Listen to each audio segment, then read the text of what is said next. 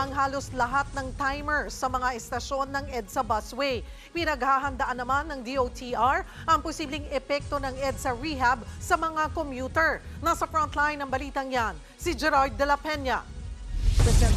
Mga hindi gumaganang timer sa busway ang unang sinita ni Transportation Secretary Vince Dizon nung una siyang mag-inspeksyon sa EDSA busway nitong huling linggo ng Pebrero. Ang puna niya, mabagal ang pag-usad ng bus sa mga estasyon. Ngayon, 90% na ng mga timer sa lahat ng estasyon gumagana na. Inaabot ng 1 minuto o higit pa yung pagtigil ng mga bus sa mga estasyon dahil naghihintay pa itong makapagsakay ng mga pasahero. Pero dahil meron ng timer, binibigyan na lamang sila ng 30 segundo para makapagsakay at makapagbaba ng mga pasahero sa bawat estasyon. Karamihan naman sa mga pasahero, ramdam na ang pagbabago sa biyahe. Pagbaba ng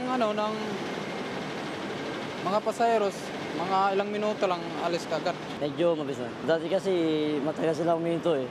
Ngayon hindi na. Pagka may diretso na sila. Meron pa rin namang mga pasaway na bus driver na nakahinto pa rin kahit naka-go signal na ang timer. Pero dahil may mga enforcer na, mabilis silang nasisita. Wala pa namang detalye kung ano ang mangyayari kapag umarangkada na ang rehabilitasyon ng EDSA. Pero naghahanda na raw ang DOTR para mabawasan ang abalang idudulot nito sa mga commuter. Tignan din natin kung paano natin mamamaximize at magiging mas efficient ang MRT. Ang priority natin dyan, commuter.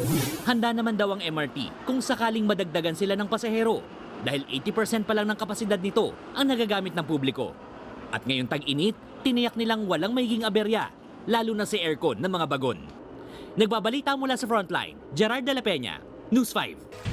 Mga kapatid, Cheryl Cosim po, huwag maging huli at maging una sa lahat sa balitaan. Para sa tuloy-tuloy na talakayang sa Frontline, mag-follow at mag-subscribe sa social media pages ng News 5.